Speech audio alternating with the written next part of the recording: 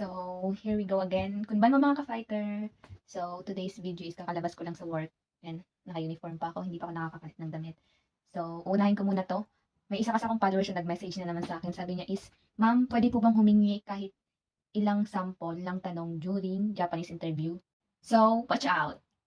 So, ito na nga, 10 posibleng or kadalasang itinatanong during Japanese interview.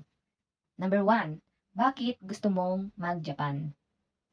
Number 2, bakit Japan ang napili mong applyan? Number 3, magkano ba ang monthly salary expected mo sa Japan? Pang-4, kaya mo bang magtrabaho ng 3 years at higit pa sa Japan?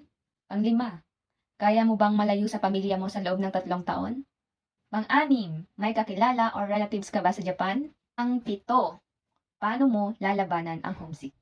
Pang-8, ano ang mga kahinaan at kalakasan mo or strong and weaknesses? Pang-9, handa ka bang mag-overtime at sanay ka ba sa pangmatagalang pagtayo?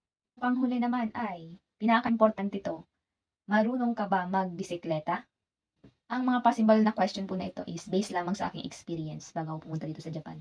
So, nakadaan po ako ng 7 interview, halos pare-pareho lang po sila ng tanong, paulit-ulit, pero may tinatarget talaga silang kasagutan na gusto nila. Depende po yun sa employer. Diyan din po nakasalalay kung masiselect ka, syempre, sa interview. So, gambaten ne! Laban lang para sa Japan. Thank you mga ka-fighter! Like, follow, and share!